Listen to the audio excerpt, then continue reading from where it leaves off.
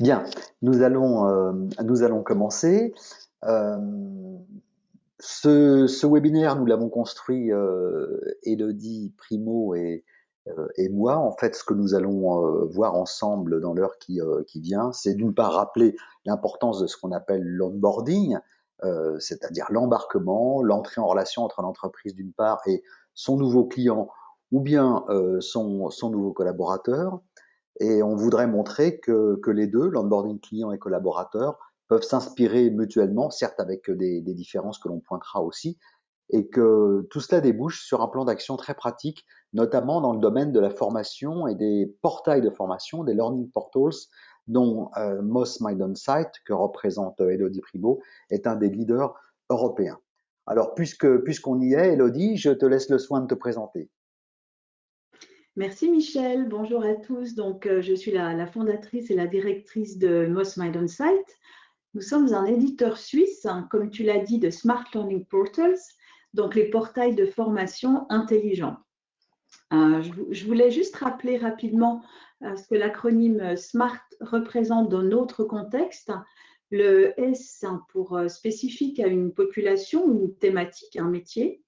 Le M pour mesurable, avec des objectifs qui vont être visibles, qualifiés, mais aussi quantifiés. Je reviens là-dessus pour la notion de ROI, tant côté apprenant que pour le responsable de formation. Et le A, bien entendu, atteignable, mais aussi un peu ambitieux pour que ça soit motivant. Et le R, réaliste et aussi pertinent dans les différents contextes. Et le T pour délimiter dans le temps, avec une date butoir, des dates intermédiaires. On parle aussi de portails qui sont éphémères, qui vont être destinés par exemple à la sortie d'un produit ou, comme dans le sujet qui nous intéresse, qui s'inscrivent dans un processus qui va être évolutif et qui va être jalonné. Voilà, Michel. Bravo Elodie pour cette appropriation intelligente de l'acronyme SMART qui veut dire d'ailleurs intelligent. C'est bien joué. Alors je propose qu'on passe immédiatement au sommaire de notre webinaire. Donc nous allons décrire ce qu'on appelle par l'onboarding, l'embarquement évidemment, ce que vous savez déjà largement, mais surtout ces enjeux avec la question pourquoi faut-il soigner les préliminaires, c'est-à-dire l'entrée en relation. Je précise tout de suite que Elodie et moi sommes tout à fait d'accord sur l'importance des préliminaires, donc nous en parlerons longuement. Nous montrerons aussi Tout à comment il fait. est nous montrerons aussi comment il est possible de construire une stratégie efficace et optimisée d'onboarding, en particulier en s'appuyant sur la notion, tu viens d'en parler, de learning portal ou de smart learning portal, qui sont la spécialité de Most Maidon Site. Et voilà, j'espère qu'on aura l'occasion. Il y aura deux sondages pendant notre webinaire pour vous laisser la parole et que nous commenterons en temps réel avec Elodie. Alors, nous allons commencer par rappeler en fait ce qu'on entend par onboarding, embarquement. Et donc, je vous propose que nous nous embarquions pour un premier tour d'horizon avec peut-être cette formule sur laquelle nous sommes tombés d'accord dans notre préparation. Elodie, je pense qu'il faut partir du principe qu'un client, pas plus qu'un collaborateur, n'est jamais définitivement conquis et que cela, évidemment, vaut tout particulièrement au démarrage de la relation. C'est évidemment ton avis. Oui, dans le contexte de l'embarquement, de l'onboarding client, on espère que le client il est déjà conquis, sauf que c'est jamais définitif, ça on le sait tous. La situation peut évoluer rapidement dans le bon sens ou dans le mauvais. Le client, ce qu'il va faire, c'est qu'il va utiliser ce qu'il vient d'acheter et cela qu'on passe aux choses sérieuses, hein, c'est-à-dire la préhension du service, du produit qui ne va pas créer d'appréhension, on va dire. Et pour le côté onboarding collaborateur, là, c'est la phase qui suit l'entrée du collaborateur dans l'entreprise. Donc, comme pour le client, sa conquête, on le sait, elle n'est jamais définitive. Et ça, les entreprises et leurs RH le savent. Très bien. Merci pour cette introduction. Alors, nous allons évidemment Maintenant, parler des enjeux des préliminaires. On sait qu'on doit donc soigner ces préliminaires parce que, et là il y a une formule, comment dirais-je, du philosophe Henri Janson que j'aime beaucoup. La première impression est toujours la bonne, surtout quand elle est mauvaise. Évidemment, il y a dans cette formule un jeu de langage qui n'échappera absolument à personne. Mais au-delà de cette formule et de ce gimmick, je dirais, assez amusant, je crois qu'on peut rentrer maintenant dans le détail des enjeux, des préliminaires. Pourquoi, finalement, Elodie, faut-il soigner l'onboarding des nouveaux collaborateurs? On a plusieurs raisons à cela. Déjà, le fait, on l'a dit, qu'on parle d'infidélité. Pourquoi l'infidélité? Quand le collaborateur vient d'être engagé, il n'est pas encore donc fidélisé à l'entreprise, donc il n'est pas encore dans une relation de confiance, elle n'a pas été construite. Il va sûrement continuer à recevoir des sollicitations des entreprises avec lesquelles il était déjà en relation dans la phase de recrutement. Et puis, il peut démissionner facilement, soit pour changer d'employeur parce qu'il a eu une meilleure offre, ou mener des projets personnels. C'est une posture qui est fréquente dans les nouvelles générations qu'on appelle les générations Y et les générations Z, surtout quand on a des gens qui sont talentueux. Ils vont être aussi conscients qu'il y a un peu un rapport de force qui est en leur faveur, parce que les entreprises, elles vont rechercher ces profils pour réussir à traverser cette crise notamment. Et puis, on a aussi les coûts de l'onboarding d'un nouveau collaborateur. Ça va être les coûts de recrutement.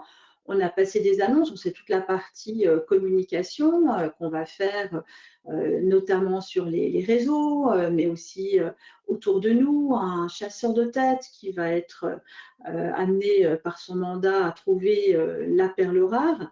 Donc, on a un temps passé en recherche, un temps passé en dépouillement, etc., en entretien. Donc, il y a tout ça. Et puis après, on arrive sur des coûts de formation. On va acheter peut-être de la prestation de formation. On va avoir du temps passé par le manager, les formateurs, les collègues et le temps aussi du collaborateur. Et puis après, il y a des coûts de moins de productivité. Pendant cette phase, il apprend, il ne produit pas. Et puis après, ce qui est surtout triste, c'est quand on est sur un onboarding raté, où là, on a des coûts qui vont additionner au précédent l'atteinte qui peut être faite à la marque employeur, le risque de découragement lié à la déception du manager et de l'équipe. Mais on a une bonne nouvelle, c'est que l'onboarding se généralise. Et peut-être parce que les chiffres sont là aussi pour le prouver, où on a une productivité qui va être améliorée de 15% quand un collaborateur est bien embarqué. Et puis, il y a aussi un autre chiffre qui est intéressant, c'est que 60% pensent que peu de gens auront des emplois stables à long terme dans le futur, ce qui veut dire qu'on va vivre de nombreux onboardings, en tout cas plusieurs, ce qui n'était pas forcément le cas pour les générations précédentes. Bien, si l'on veut résumer ce que tu viens de dire, finalement, il y a trois grandes raisons de réussir l'onboarding d'un nouveau collaborateur. C'est de le fidéliser, première raison. Deuxièmement, c'est évidemment de le rendre opérationnel, voire professionnel, le plus rapidement possible. Et il y a d'autres chiffres, comme ceux du Gartner, qui montrent que un onboarding peut améliorer la productivité de l'employé pendant toute la période d'onboarding, qui n'est pas seulement d'ailleurs la période d'essai, qui va, on en parlera plus tard, qui va durer beaucoup plus longtemps que la période d'essai. Donc cette amélioration de productivité peut aller jusqu'à 15%. Et puis alors, il y aurait une troisième raison de réussir l'onboarding, et là on peut rêver, ce serait que le collaborateur recommande l'entreprise à ses connaissances. On sait la place des réseaux maintenant que chaque professionnel peut avoir, indépendamment de l'entreprise dans laquelle il travaille, les réseaux qu'ils ont dans sa vie professionnelle. Et bon, on peut imaginer que le onboarding réussi débouche sur des possibilités de cooptation à un moment où tu le disais, Elodie, la guerre des talents fait rage. Alors, puisque tu as donné des chiffres, on va d'ailleurs passer à d'autres chiffres qui sont tout à fait des chiffres et des faits marquants qui sont tout à fait intéressants et que je vais te laisser commenter. Oui, des chiffres qu'on a ajoutés, qu'on n'avait pas la dernière fois, qui sont intéressants parce que là, on voit que 40%, c'est le pourcentage de nouveaux recrutés qui trouvent que les RH répondent très tard aux questions liées à leur nouveau job. Et tout le monde sait comme c'est inconfortable de ne pas savoir et d'avoir des réponses tardives. Donc, important d'être réactif. Ensuite, à hauteur de 53%, les multinationales vont plus que les autres sociétés être susceptibles de proposer des activités de pré-boarding. Alors, le pré-boarding, qu'est-ce que c'est? C'est la période entre la promesse d'embauche et la prise effective de poste du collaborateur. L'idée, c'est d'utiliser cette période qui est un peu une période de menace, on l'a vu précédemment, pour justement permettre d'avoir déjà une fidélisation qui commence au niveau du collaborateur. Et puis, on a la satisfaction des managers qui augmente de près de 20% lorsque leurs employés reçoivent une formation officielle d'intégration. Voilà. On a beaucoup de chiffres là-dessus, mais tout converge sur, au fond, l'importance qu'il y a de soigner particulièrement la période d'onboarding. Et tu le disais, période d'ailleurs qui s'étend de plus en plus en amont avec le pre-boarding, mais on le verra aussi qui finalement, au moment où la mobilité se développe dans l'entreprise, s'accroît démesurément, voire même, peut-être aura-t-on le temps d'en reparler, comment dirais-je, après le départ d'un collaborateur de l'entreprise, on voit apparaître un phénomène d'offboarding, réussir la sortie, c'est pas tout à fait le, comment dirais-je, le but de notre webinaire d'aujourd'hui, mais réussir la sortie du collaborateur parce qu'encore une fois, il peut être un agent d'influence positive et on ne sait jamais d'ailleurs, il peut souhaiter revenir dans l'entreprise. Ce que je te propose, Elodie, c'est de parler maintenant des préliminaires avec le client, de leur importance, et on va voir d'ailleurs au passage pourquoi il faut onboarder les nouveaux clients et qu'il y a un certain nombre de points communs avec ce qu'on vient de dire sur l'onboarding des nouveaux collaborateurs. Oui, tout à fait. L'onboarding du client, il est important pour plusieurs raisons. Le nouveau ou le primo client, c'est la première fois donc pour lui et il veut tout savoir en temps réel, il a besoin de se rassurer. On dit qu'il est volatile, pourquoi? Parce qu'il n'est pas encore fidélisé à l'entreprise et il reste à le convaincre qu'il a fait le bon choix du produit ou du service. Il y a une protection aussi au niveau du droit de la consommation qui va lui permettre de retourner un produit s'il n'en est pas satisfait dans les premiers jours. Donc voilà, pour ce qui concerne les services, il peut aussi changer rapidement de prestataire. Donc, point de vigilance. Ensuite, le fait est qu'il est incompétent, qu'il ne sait pas utiliser le produit. Il est donc plus difficile. Il faudra lui donner des explications qui vont être appropriées, des informations assez détaillées dans un court laps de temps pour être sûr de ne pas le voir s'enfuir rapidement. C'est lorsqu'il verra que les choses finalement progressent pour lui, qu'il commencera à pouvoir faire des choses avec le produit, qu'il va être en confiance. Le primo client aussi, il coûte. Pourquoi? On a des coûts d'acquisition, tout comme côté collaborateur, qui vont être là liés au marketing, à l'avant-vente. Et puis, on a aussi des coûts avec les remises. Je tiens à le souligner parce qu'en cette période, c'est plus vrai que jamais. Nos clients font face à des restrictions supplémentaires ou nouvelles sur leur budget. On leur demande de produire plus avec moins d'argent et moins de personnes. Donc voilà, ça se reporte aussi du côté du fournisseur. Et puis, de l'autre côté, on a des coûts de maintenance qui peuvent être élevés. Là, c'est le support qu'on va donner au client parce qu'il est lié à son incompétence. Et on a aussi, comme côté collaborateur, les coûts du primo client qui va être perdu. De la même manière, au coût précédent, va s'ajouter un certain nombre de choses comme l'atteinte à la réputation de la marque. On sait qu'un client mécontent va en parler autour de lui et notamment dans les réseaux sociaux plus facilement que lorsqu'il est content d'un produit où là on doit le solliciter. Dans ce contexte-là, il n'y a pas besoin de le solliciter. Voilà un peu pour cette importance à noter. Oui, oui, et au fond, la façon de rater l'onboarding, on le voit dans le rectangle à droite, ne pas onboarder, l'onboarding et son amont manque de cohérence, etc. Donc, on a là déjà quelques principes d'action. Je reviens sur ce que tu dis. Moi, je fais partie, alors, je pense, de ces nombreux clients d'un produit qui, même avant d'acheter, va chercher sur les réseaux sociaux ce qu'on pense de ce produit.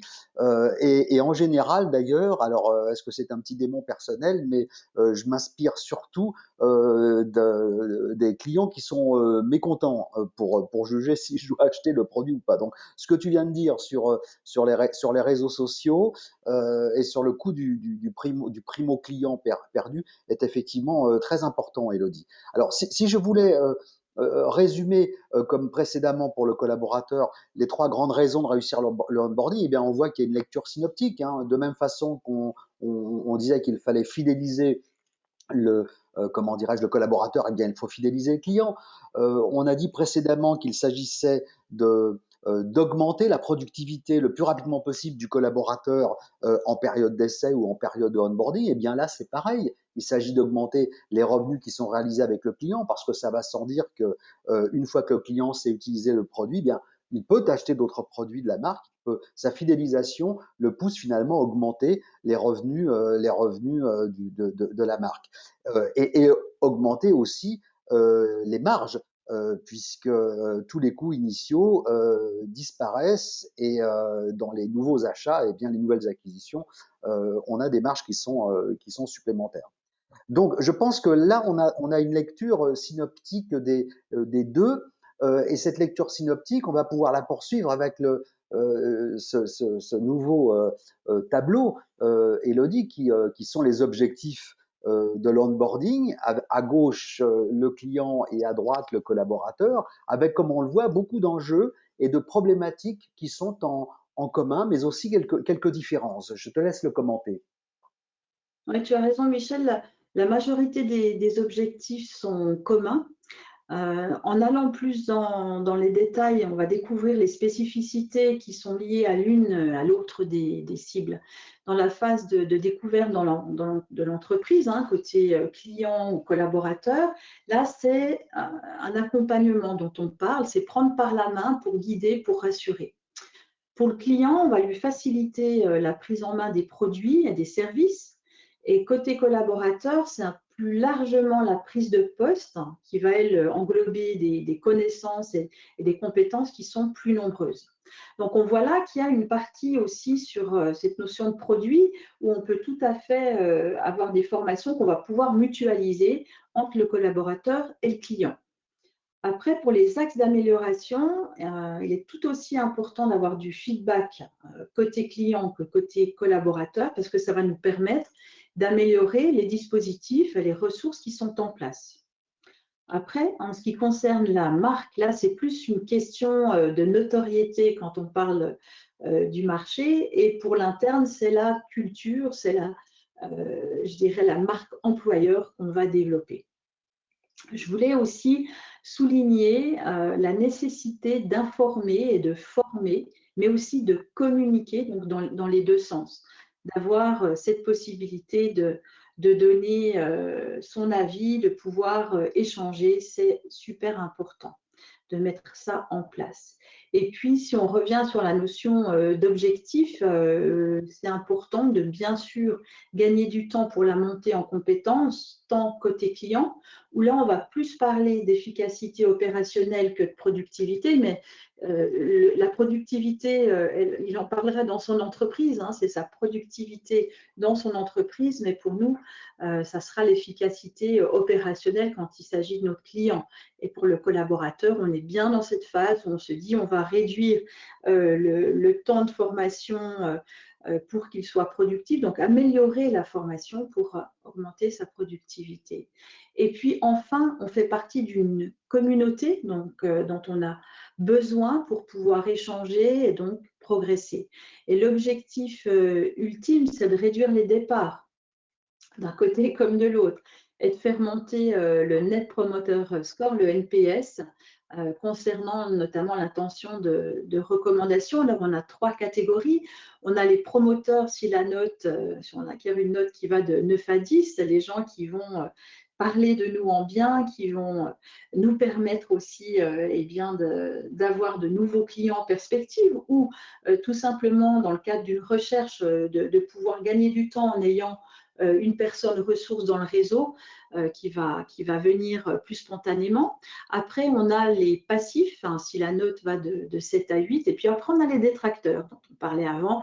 Et là, la note, elle est de 0 à 6. Donc, on voit que les détracteurs, ils prennent une large part au niveau des notes et que c'est important de viser la note maximale pour avoir vraiment des promoteurs. Deux remarques sur Voilà. ce que tu viens de dire, Elodie, qui est particulièrement intéressant.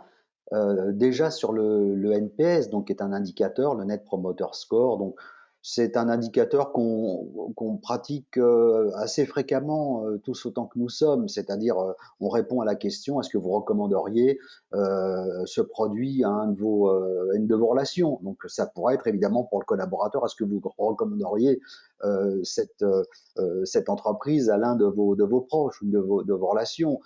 Est-ce qu'on commence à le voir dans le domaine de la formation? Est-ce que vous recommanderiez cette formation à des collègues?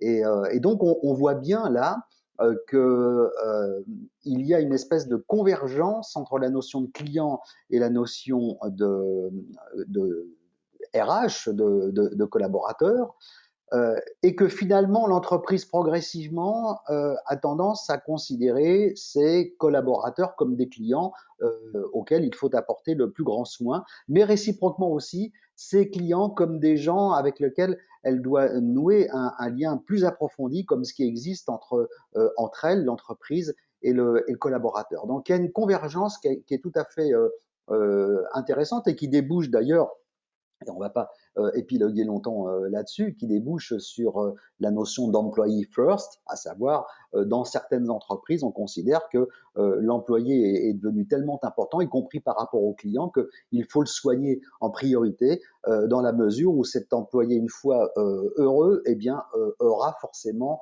des clients heureux, sachant que dans les entreprises avec des organigrammes de plus en plus plats, de plus en plus de collaborateurs sont en lien à un moment ou à un autre de leurs tâches quotidiennes avec les clients. Donc je voulais signaler ce point et puis peut-être passer très vite sur comment dirais-je, tu parlais, Elodie, d'identifier les axes d'amélioration de l'intégration, ce qui me semble évidemment extrêmement important. On a travaillé ensemble tous les deux sur ce qu'on appelle le scénario catastrophe. Alors donc voilà, dans les équipes formation, si vous avez envie de faire un peu de brainstorming, vous allez pouvoir imaginer ce que serait le scénario catastrophe, mais vu par le collaborateur d'une intégration ratée. Donc là, vous avez évidemment quelques items, mais quand on commence à imaginer le scénario catastrophe, on est assez facilement prolixe sur toutes les raisons que ça a de rater. Évidemment, ce scénario catastrophe, il peut être vu aussi du point de vue des RH, donc on peut se mettre à la place des RH. Qu'est-ce que ce serait un très mauvais onboarding? On peut se mettre du point de vue du manager, tu en as parlé, Elodie. Et évidemment, on peut jouer au même jeu du scénario catastrophe sur le onboarding des clients. Est-ce que ça te Oui. semble un outil intéressant pour imaginer les bonnes pratiques pour éviter un ratage? Parce que c'est vrai, et j'en termine là-dessus, qu'une fois qu'on a mis toutes les raisons de rater et le scénario catastrophe, il suffit de retourner la liste en positif pour imaginer les actions qui permettent, à contrario, d'améliorer l'onboarding. Est-ce que ça te semble un jeu intéressant, Elodie? C'est un jeu intéressant, d'autant plus que quand on travaille un logiciel en développement, en marketing, on parle de persona, donc on a des cas qui sont réels, on prend des situations avec des personas et on va dérouler ce qu'ils font dans la journée, etc. et continuer en déroulant un scénario catastrophe, c'est, je dirais, le côté prévenir au lieu de guérir. Donc on est bien. J'encourage tout le monde à le faire. On le Bien, fait déjà naturellement à la maison avec les enfants, hein, on bouche les prises pour eux. là-dedans, etc. Donc, on sait faire. Il y a juste à transposer. Et je ne vais pas t'entreprendre sur le scénario catastrophe de préliminaire raté, ça nous conduirait trop loin. Ce qu'on doit dire surtout maintenant, et on va rentrer dans une autre partie de notre sujet, c'est que on a vu à quel point il est important de réussir l'onboarding aussi bien du nouveau collaborateur que du comment dirais-je que du client. Eh bien, ça s'apprend cela. Et c'est ça qui est extrêmement important. Bien entendu, ça peut être affaire de talent personnel, mais enfin, 80% est affaire de techniques, de bonnes pratiques qui s'apprennent. Et de ce point de vue-là, je voudrais te laisser commenter quelques chiffres que nous avons exhumés d'études ensemble. Alors, c'est une source qui nous vient de Fort Industries sur un rapport qui s'appelle Customer Training Trends, donc les tendances en matière de formation client, qui est sorti fin hiver 2018, où il est dit que 91% des sociétés disent former leurs clients. Donc, c'est un pourcentage assez impressionnant. Après, on a 70% sont persuadés que c'est très important de former ses clients. Et puis ensuite, on a un chiffre en dessous qui devient intéressant où en petit, on dit à une large majorité qui disent que 75% de leurs clients reçoivent une formation, mais quand on se positionne du côté client, il y a seulement 11% des clients qui pensent recevoir assez de formation. Donc, il n'y a pas la même perception d'un côté que de l'autre. Donc, voilà, on a quand même des axes d'amélioration et ça passe bien entendu par le côté écouter, avoir du feedback pour pouvoir donner juste ce qu'il faut. Donc tout le monde convient que les préliminaires, ça peut s'apprendre et qu'il y a des progrès à faire, mais pour apprendre, il faut évidemment hiérarchiser les priorités. Alors je vous avais promis en début de webinaire un sondage, c'est l'occasion de le mener à bien maintenant. La question étant la suivante, pour vous, vous avez le choix de deux réponses, quels sont les deux critères les plus importants d'un bon dispositif de formation onboarding.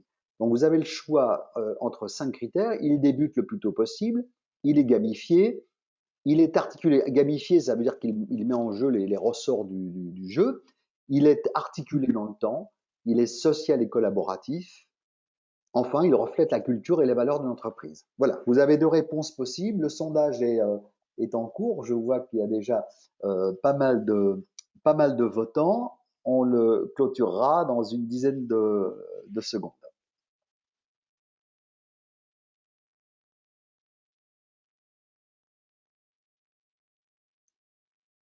Encore un petit effort, vous êtes 47% à avoir voté. Ça y est, on explose le nombre de votants. Parfait. Voilà, on ferme le sondage et on va afficher les résultats du sondage. Donc, il est le message est passé. 65%, je te laisserai commenter ensuite. C'est la première position. Deuxième rang, il reflète la culture et les valeurs d'entreprise, 59%. 47%, il débute le plus tôt possible. Puis, il est articulé dans le temps, il est gamifié, mais articulation dans le temps et gamification sont assez loin derrière par rapport au troisième rang qui est il débute le plus tôt possible. Quel commentaire te suggère ce sondage, ces résultats du sondage, Élodie? Alors, sur le fait qu'il est social et collaboratif, là, je pense que le message, il est effectivement bien compris, qu'on n'est pas tout seul quand on intègre l'entreprise ou quand on intègre l'utilisation d'un produit, on a besoin d'être en lien avec son fournisseur aussi. Côté culture, valeur de l'entreprise, elle doit se refléter aussi sur le portail et dans ce qu'on présente, donc ça aussi, ça c'est bien compris, qu'on va devoir personnaliser en fonction aussi des cibles. Et puis après, articuler, débuter dans le temps, cette notion de temps, le plus tôt possible, le mieux c'est. Et je pense que le côté gamifié, articulé dans le temps, qui ne sont pas si importants que ça, je pense que c'est peut-être parce que c'est mal compris ce qu'on met derrière. Articulé dans le temps, Il y a aussi un lien un peu avec la gamification dans la notion de jalon, dans la notion de niveau, pour que les gens puissent voir leur marge de progression, de se dire, voilà, je commence là, je vais aller là. Et qu'est-ce qui se passe entre deux? J'ai des niveaux. La gamification la plus simple, c'est ça, c'est juste découper en séquences où les gens puissent se rendre compte des progrès qu'ils font. Après, la notion de gamification, elle va aller sur des notions de badge ou de crédit ou de podium, etc., qui ne sont pas forcément nécessaires. Mais voilà, on a quand même toujours une base, je pense, de gamification à mettre dans les portails pour pouvoir justement engager le client, le collaborateur dans la formation. Donc là, j'insisterai un peu plus chez mes clients pour ça. Bien, on va tâcher de compléter tout ce que tu viens de dire à partir de ce sondage en parlant des spécificités de la formation d'intégration des nouveaux collaborateurs. Et puis, on parlera ensuite de la spécificité de la formation d'onboarding client. Donc, quelles sont ces spécificités, Élodie, de la formation d'onboarding des collaborateurs? Alors, les spécificités. Dans un portail, on a tout d'abord des contenus de formation, d'informations qui vont être diversifiés, puis qui vont se composer d'un certain nombre de contenus. On parle de contenus métiers. On va avoir des contenus divers comme des procédures internes liées aux notes de frais, comment remplir, faire ses demandes de congés, etc. Les conditions aussi liées à l'hygiène, à la sécurité, tout ce qui est autour de la compliance, donc de la réglementation. Voilà, donc les choses un peu plus, on va dire, informationnelles et liées aux caractéristiques de l'entreprise. Et puis après, si je reviens plutôt sur moi côté employé, c'est les contenus qui vont être liés à mon employabilité, qui vont me permettre de me développer dans mon poste, mais qui vont me permettre aussi d'accéder à d'autres postes dans le futur. Ensuite, on parle de formation blended, c'est la diversité des modalités de formation, le mix formation qu'on aura dans la plateforme avec du présentiel, de l'auto-formation. On a les classes virtuelles qui ont fait un gros boom là, depuis le confinement. Et on y revient aux formations en situation de travail et bien entendu, tout le côté évaluation, diagnostic, évaluation formative, évaluation de compétences, etc., qui vont donner lieu après à des certificats. Et en termes de distribution, on va parler soit d'une formation qui va être poussée vers le collaborateur, vers l'employé, ou alors une formation qui sera plus en libre service et c'est lui qui va construire son parcours de formation. On a de plus en plus aussi l'utilisation de la recherche au lieu d'aller à la pioche dans les catalogues, la recherche à facettes qui va permettre d'aller à l'essentiel et de trouver les ressources en fonction de modalités, de temps disponible, etc. Donc ça, c'est important. Et puis, on parle aussi de voyage. Quand le collaborateur débute son expérimentation, on va dire, de l'entreprise, c'est d'avoir un voyage. C'est une formation aussi. On aborde la notion de parcours de formation, où là, comme je disais, on a une destination qui est visée et on a des jalons qui vont permettre de voir où on en est.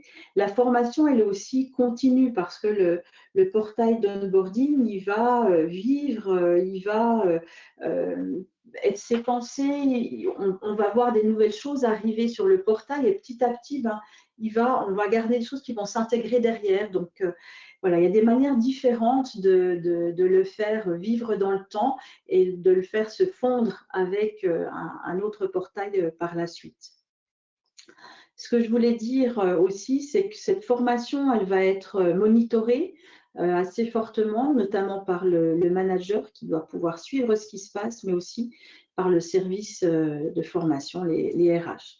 Et la bonne nouvelle dans tout ça, c'est que 74% des actifs sont prêts à se former pour maintenir leur employabilité dans le futur parce que il y a de fortes chances qu'on leur demande de pouvoir aussi passer sur d'autres postes rapidement.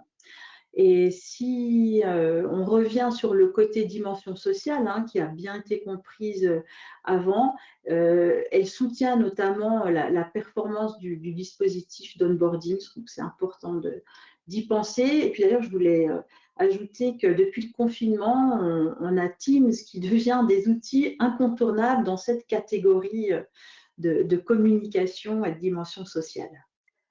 À t'écouter, Élodie, le commentaire suivant me vient. C'est que quand on voit la diversification des contenus de formation qui sont impliqués dans le onboarding d'un nouveau collaborateur, quand on voit la diversité blended, à la fois des modalités de formation, l'architecture qui va permettre de choisir les modalités, y compris des modalités d'utilisation de la formation en situation de travail, la notion de voyage dont tu parlais avec le parcours, ses jalons, etc. On comprend pourquoi le onboarding est à la fois quelque chose qui, comment dirais-je, auxquels les responsables formation sont un peu réticents parce que là, ils ont à gérer une complexité qui nécessite un certain nombre de compétences, de postures, la fixation d'un cap, etc. Mais on comprend aussi à quel point ce programme d'onboarding peut permettre peut-être un formidable champ d'expérimentation, notamment du digital learning ou du blended learning, incluant du présentiel et de la formation en situation de travail, bien sûr, et des portails de formation. Alors, j'aimerais maintenant que l'on passe finalement, qu'on se livre au même exercice, mais cette fois-ci avec la formation des clients et ses spécificités. Là, on va avoir des contenus qui vont être plus ciblés, mais aussi des contenus métiers. Je vous donne un exemple, un client qui veut créer un portail de formation, ce n'est pas uniquement les technologies, la plateforme, l'outil auteur qu'il devra connaître et savoir utiliser. S'il veut être capable de créer un bon contenu rapid learning, il faudra à minima qu'il soit guéri à la pédagogie de création de contenu en ligne, qu'il ait quelques notions autour du graphisme, autour du choix des images pour garder une cohérence. Et puis, même sans parler des aspects techniques, comme par exemple le poids des images, si on a une page qui se charge vite. Donc, il y a des notions complémentaires qu'on va devoir intégrer. Après, c'est des formations qui peuvent être à l'extérieur, mais avec lesquelles on doit faire le lien. Donc, c'est important de bien penser à ce côté métier quand on parle de formation client. Après, de la même manière, formation blended, où là, on a le mix présentiel et distanciel. Et souvent, ce qu'on voit, c'est que l'argument de vente, il réside dans les économies qu'on va faire autour des déplacements du client, d'immobilisation qu'on fait des ressources humaines. Et puis, bon, autour de la non-transmission du virus actuellement, on se protège, c'est clair. Et je voulais revenir sur un terme parce que le digital est là en premier, c'est le terme de Atawadak qui signifie Anytime, Anywhere, Any Device, Any Content. En français, c'est n'importe quand, n'importe où, n'importe quel support et n'importe quel contenu. Parce que maintenant, on va avoir de la réalité virtuelle augmentée. Donc, il faut laisser tout type de contenu doivent être jouables et plus on donne de diversité, mieux c'est. Et la distribution côté client, elle est plutôt en libre service. Voilà, c'est lui donner la possibilité d'aller chercher les informations, les contenus dont il a besoin à un moment précis dans l'utilisation du produit. Voilà, c'est plutôt comme ça. Et là, c'est un voyage et il devrait être en première classe, le client, ce côté-là. Et c'est pour ça que je disais aussi tout à l'heure, on va oser la gamification et avoir des niveaux et puis lui donner des badges pour qu'il ait une reconnaissance, une satisfaction aussi à suivre la formation et à voir sa progression. Alors, Voilà pour la gamification. on a beaucoup parlé, Élodie, je t'ai pas coupé la parole, tu avais terminé? Non, non, non, je reviens sur la gamification, j'insiste un peu là-dessus. C'est une exploration, elle dépend de la culture de l'entreprise. Donc voilà, je dirais, pour chaque société, une appropriation qui va être un petit peu différente, une mise en musique différente. et elle est importante, je tiens à le souligner. Alors, on a beaucoup parlé du onboarding collaborateur, du onboarding client. On a montré les enjeux, on a montré que ça s'apprend, on a montré qu'il y a beaucoup de choses qui sont en commun et qu'on pourrait avoir une lecture synoptique des deux types d'embarquement. Mais au fond, cette notion d'embarquement, elle va bien au-delà des collaborateurs ou des clients, même si ce sont les publics essentiels. D'une façon générale, est-ce qu'on peut parler, Elodie, de l'embarquement de tous les acteurs de l'écosystème de l'entreprise au moment où l'entreprise d'ailleurs apparaît beaucoup plus comme un réseau que comme un domaine fermé. C'est juste, c'est ça. Et c'est là où on a la notion de multiportail. C'est pas uniquement le même lieu dans lequel les différents acteurs de l'écosystème vont arriver, mais chacun va avoir son lieu prévu avec ses spécificités, ses décorations, etc. Et là, on va prendre en compte, hein, s'il s'agit du réseau de vente partenaires, ça peut être des boutiques multimarques, ça peut être un distributeur, des revendeurs, etc., dans le réseau. On a aussi beaucoup d'importance à mettre sur les services support, parce que c'est eux qui sont là justement proches du client ou du collaborateur et qui vont permettre de résoudre les problèmes quand ils arrivent. Donc, leur réactivité, elle est importante, donc de bien les adresser aussi. On a les prestataires externes importants qu'ils connaissent, notamment liés à la sécurité, à la RGPD, donc toutes ces notions-là, on doit pouvoir aussi attester qu'ils ont lu, qu'ils sont conscients et qu'ils adhèrent à nos conditions. Et puis, je voulais aussi ajouter, insister sur le portail qui va être dédié aux auteurs et aux formateurs dans l'entreprise. Souvent, c'est les oubliés, c'est eux, je dirais, ceux qui mettent tout ça en place. Et puis, pour eux, il y a peu de choses qu'on leur offre et c'est bien dommage. Et j'insiste là-dessus pour que on ait un portail dédié pour les auteurs et les formateurs, pour qu'ils puissent suivre leur formation métier, qu'ils puissent monter en compétence sur le digital et l'animation en présentiel, qu'on facilite aussi entre eux les bonnes pratiques, qu'ils puissent partager des tutoriels, des modèles, des outils de communication, etc. Et puis, de plus en plus, on a cette notion blended avec le présentiel où le digital s'invite dans le présentiel. Et là, pouvoir leur donner aussi les clés pour centraliser l'accès aux ressources qu'ils vont utiliser lors des formations en salle. Hein. Ça peut être des présentations, des quiz, des vidéos, des documents. Ça permet aussi d'avoir le partage si on centralise et de valider côté entreprise que les supports sont utilisés avec la bonne charte, par exemple. On va aussi, pendant le présentiel, utiliser des outils pour obtenir du feedback via des votes, des sondages en live, donc comment les construire, comment les amener, etc. Et puis, dans ce contexte-là, des questionnaires comme on a dans MOS vont permettre de donner un détail des réponses aux questions de manière anonyme aussi, qui vont permettre à l'animateur de voir ce qui se passe pour que les gens disent ça va trop vite, et voilà, noter aussi leurs remarques et pouvoir maîtriser la bonne animation de la formation. Et puis, ça va être aussi un peu booster la participation. On va utiliser des supports de présentation e-learning au lieu d'avoir un PowerPoint classique avec des questions-réponses qui vont permettre d'engager un peu plus les participants dans leur formation. Donc voilà, pensez à bien soigner différents portails pour adresser les différentes cibles et ne pas passer à côté de ceux qui sont les piliers dans les dispositifs de formation. Alors, évidemment, tu nous as mis l'eau à la bouche avec les, les portails dont tu parlais. Ce que je veux dire tout de suite, d'ailleurs, et on va passer très vite à des exemples de portails qui ont été réalisés par Moss Mind Onsite, parce que ça, c'est intéressant, ça va donner de la chair à notre exposé. Euh, Juste pour éclairer notre audience éventuellement, bien entendu, on parle de divers portails. Une même entreprise pourrait finalement avoir des portails pour ses sous-traitants, pour portail d'intégration de ses nouveaux collaborateurs, portail d'intégration des clients, etc.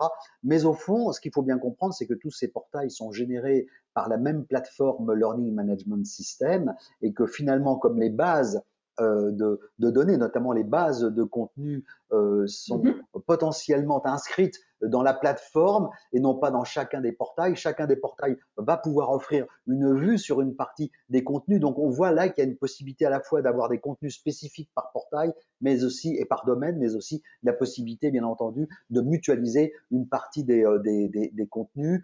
Et il est vrai que dans un certain nombre de cas de figure, eh bien, des contenus qui intéressent les nouveaux collaborateurs en intégration vont tout à fait aussi intéresser des clients qui veulent, par exemple dans le domaine du bricolage, que sais-je, apprendre à utiliser les outils. Voilà ce que je voulais dire. Et je voulais aussi passer très vite sur cette planche, sur au fond, on voit bien quels sont les enjeux, ce qu'on cherche, c'est-à-dire engager et fidéliser le client ou le collaborateur dans la relation, le rendre plus compétent pour accroître sa productivité, l'incliner à recommander l'entreprise, etc. Voilà, on s'est bien confronté à toutes ces nécessités et je voudrais maintenant vraiment laisser la parole euh, plutôt longuement à Elodie pour décliner ces différents mots d'ordre, à commencer par le mot d'ordre attirer et donner des exemples à travers des portails que vous avez développés chez Most Mind Insight de ce que c'est qu'attirer via un portail en fait. C'est ça. L'idée maintenant, c'est de rentrer plus concrètement et d'avoir des exemples qui vont illustrer et comprendre les situations. On s'adresse sur ce portail des services industriels de Genève à ce qu'on appelle l'entreprise étendue, c'est-à-dire une formation qui n'est pas destinée aux collaborateurs internes, mais aux partenaires externes qui sont des installateurs et des techniciens de maintenance. Parce que l'objectif des services industriels de Genève, c'est de réduire la consommation énergétique. Pour ce faire, ils ont créé un portail qui s'appelle, c'est un programme très complet qui s'appelle Eco21 et on a dans ce cadre-là conçu un portail de formation qui va permettre de développer des nouvelles compétences mais aussi des connaissances autour des dernières techniques dans le domaine de l'efficience énergétique. Le portail, il a été conçu comme un site web. On a un teaser qu'on voit au milieu, donc si vous allez sur Internet, vous cherchez, vous le verrez parce qu'il est la première page, elle est ouverte. Elle donne aussi le catalogue qui va inciter à s'inscrire aux formations et à accéder derrière au portail de formation. Et on met en place aussi des modèles, des business models qui sont un peu différents parce qu'on a une notion d'invité, de gens qui vont aller découvrir sans vraiment se former. Et ce n'est pas le même prix que quand un client va rentrer vraiment dans une formation qui, là, peut être tarifée ou pas, hein, qu'on peut acheter ou qu'on peut offrir. Donc, il y a des mécanismes d'e-commerce qu'on peut aussi mettre en place, même si ce n'était pas le cas dans ce contexte-là. Maintenant, je vais passer dans un contexte qui est plus autour de la fidélisation du client. Là, il s'agit de former des prescripteurs. Donc ça, c'est les produits Royal Canin que tous ceux qui ont des chiens et des chats connaissent bien. Et dans le portail, en fait, il y a différents portails avec différentes académies en fonction des métiers. Donc, qu'on soit vétérinaire, là aussi, il y a des catégories de vétérinaires ou revendeurs. On parle de magasins, de pharmacies, de clubs canins, de toiletteurs. Et là, les formations, elles ne visaient pas uniquement les produits, mais elles donnaient bien des formations métiers, donc pour inciter et fidéliser les vétérinaires et les revendeurs à venir sur les portails. Ici, on a un exemple de tout ce que vous devriez savoir sur le chien et le chat. Donc voilà, c'est intéressant de voir qu'on donne plus que la formation à ses propres produits. Ensuite, toujours dans le cadre de la formation de l'entreprise étendue, dans le contexte d'engager, ici on est sur une formation qui va s'adresser à des bénévoles dans le cadre d'une association sportive de renom dont je tairai le nom. Dans ce contexte-là, l'ergonomie, elle va vraiment refléter pas uniquement la marque, mais bien l'événement dans lequel on crée ce dispositif de formation. L'ergonomie, elle va être la plus simple et efficace possible. On va pouvoir naviguer, par exemple, par défilement dans les différents modules qui vont représenter dans ce contexte des villes dans lesquelles les événements ont lieu et dans lesquelles on va se rendre. Après, on va avoir des indicateurs simples sur la formation. Il y en a 3. Il y a la durée, il y a la note qui va être donnée par les utilisateurs. Ils peuvent aussi avoir des commentaires qui sont laissés et on va avoir un niveau de complétion. Donc ça permet vite, d'un côté apprenant comme côté responsable de formation, d'avoir des notions. Et puis on va avoir aussi ces tableaux de bord. Il y a une icône sur la gauche en orange qui va permettre d'accéder au tableau de bord. Et puis en vert, on a une partie qui s'appelle Duel. Alors là, c'est la gamification. Duel qui va stimuler la formation parce que les bénévoles vont se défier entre eux dans des quiz qui vont leur permettre en même temps d'apprendre. Et puis, il y a une zone qui est un peu plus conseil qui va être donnée et qui est en violet.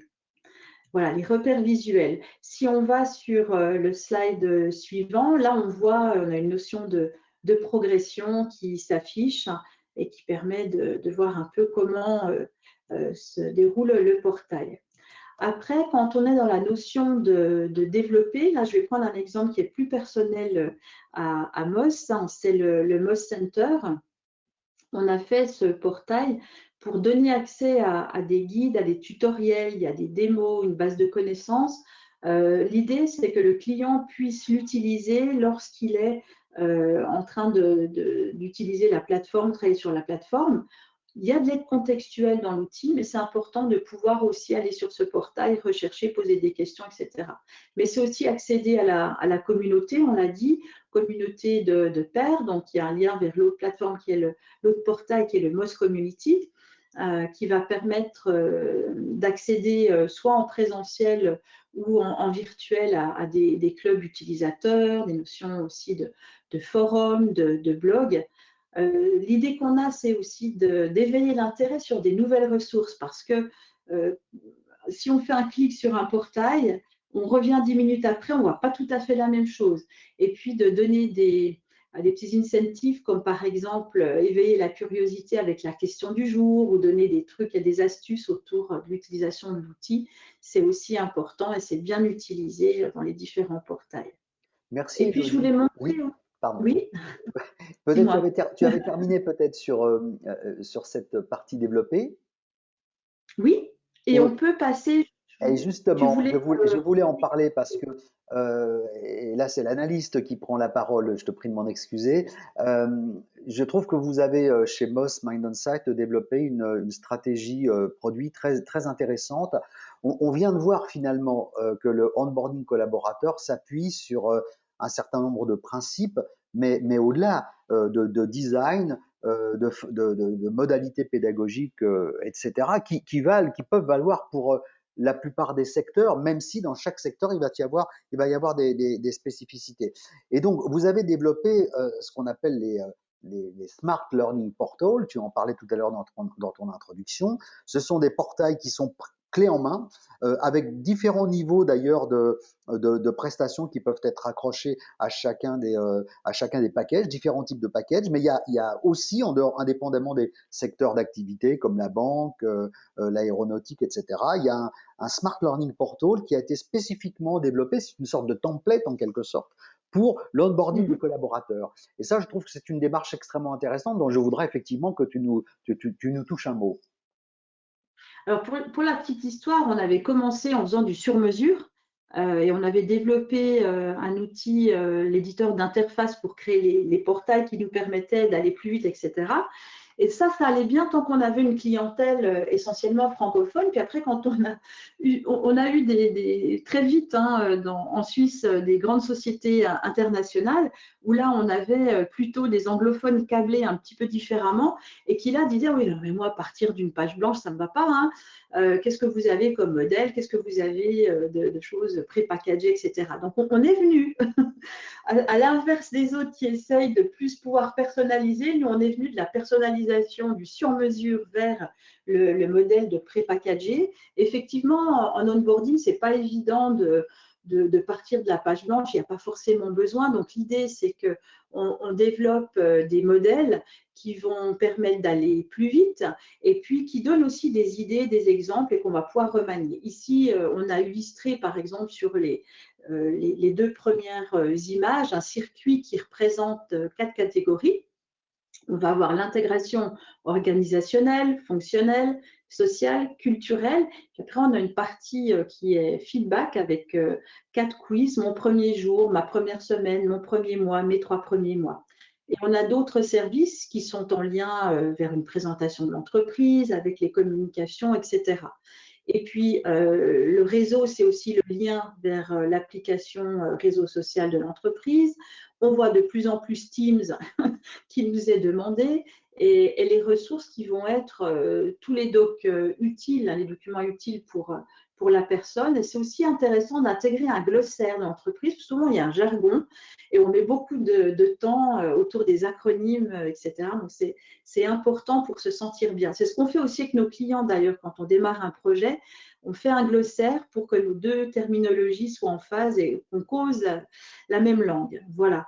Et puis, on a accès aussi en haut, là on le voit peu, mais à d'autres portails qui peuvent être un lien vers les formations bureautiques. On a un partenaire ENI vers qui on fait un lien sur les portails des formations langues ou après d'autres formations plus ciblées métiers. Donc, c'est important de voir qu'il y a une navigation aussi entre les portails. Et puis, si on a des ambitions différentes, bien entendu, la personnalisation, elle est là.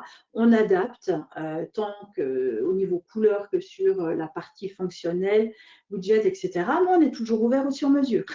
Voilà, Alors, on peut tout justement, puisque tu parles de cela, je voudrais quand même ajouter quelque chose qui me semble intéressant. C'est vrai que dans les grandes entreprises, notamment, elles sont souvent équipées d'une plateforme LMS, mais on sait que nombre de responsables formation s'arrachent les cheveux pour paramétrer des parcours d'onboarding à l'intérieur de la plateforme existante, parce que c'est souvent quelque chose d'assez monstrueux qui a vocation, en tous les cas, qui veut absolument embrasser le plus large possible. Eh bien, il y a la possibilité tout à fait à côté de ces grosses plateformes de se doter d'un modèle comme celui-ci, d'un Smart Learning Portal sur l'onboarding des collaborateurs qui sera tout à fait possible à connecter avec la plateforme LMS tant que celle-ci n'est pas capable, comment dirais-je, de répondre très rapidement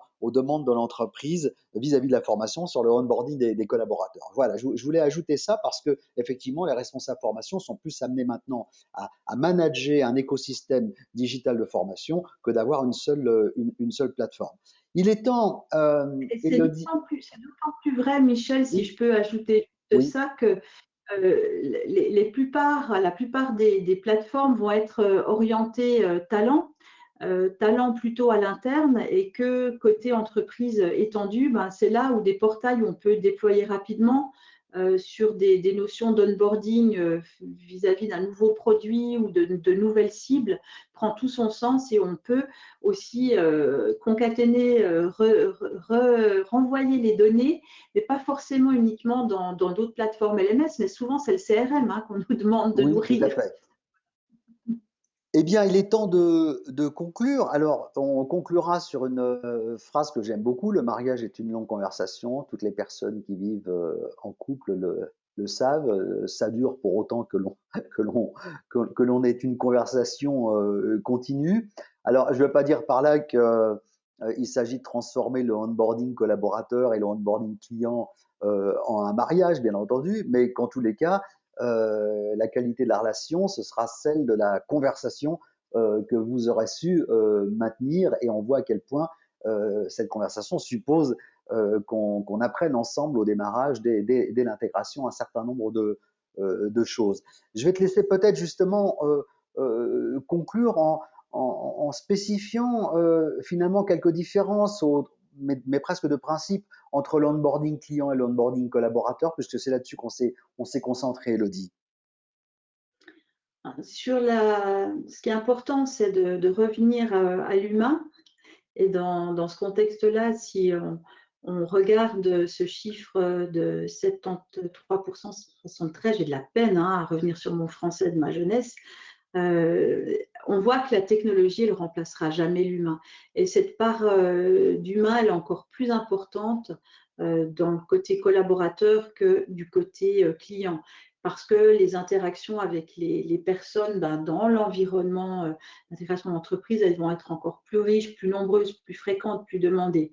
Et le collaborateur, il va avoir une relation bien plus approfondie avec des personnes clés autour de lui que son manager ou ses collègues sont dans l'équipe.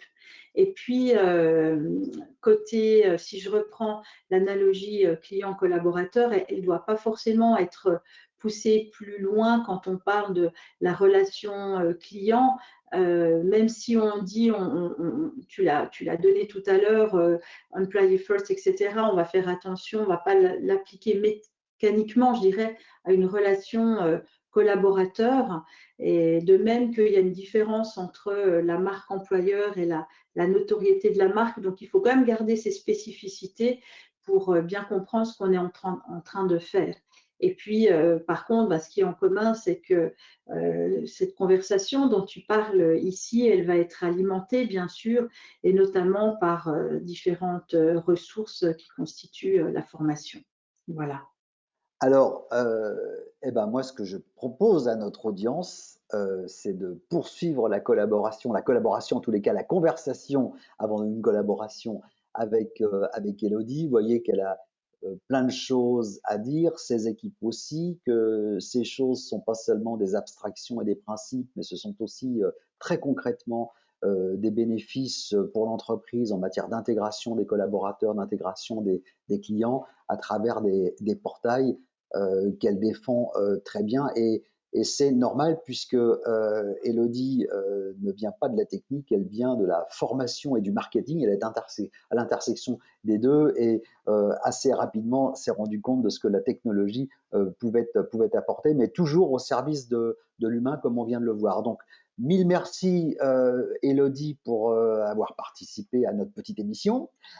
Merci. Et mille merci à notre audience qui recevra bien entendu la totalité du matériel qui a été recueilli, constitué à l'occasion de ce webinaire. On vous dit à très bientôt.